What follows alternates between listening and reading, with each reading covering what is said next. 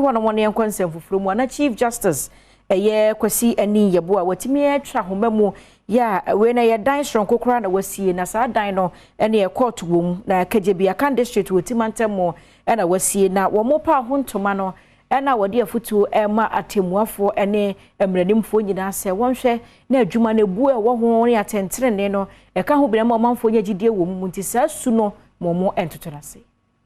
Chief Justice Kasee Eninyebua eneyi wako Kadjebi mensinimu akwakopa District Court ehontoma ewo otimantem emu ebra wo bie edan kese ya no ene odi tu dwase yonis wade hunu so pese wode atemu bo manfo eponano no eneyi odi sa bohye no eso wode to manfo anim se omomode na se onya asem a wode bekọ court sebeyi a court betena se edi ama wo mo enchirimu a wode tu dwa eniye.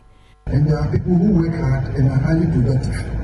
There are people who need not to be reminded of their responsibilities.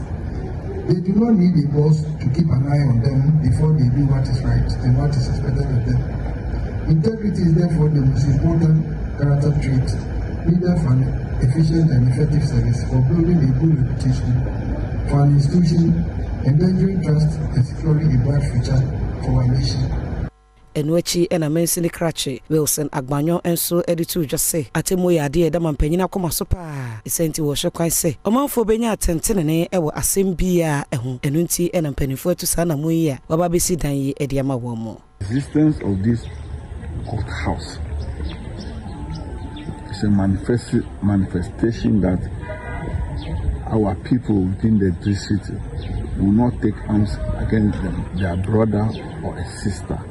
We are not in a banana republic, and so we should do everything in recourse to the law, the rule of law and justice, so that everybody will know that if I accuse a person or there's something wrong, I have to go to the law court to address the issue. Nobody will take arms as if there's no rule of law. He or she can do whatever he wanted to do. Thank you. In the name of God the Father, God the Son, and God the Holy Spirit, we dedicate it unto your service in Jesus' name. Amen.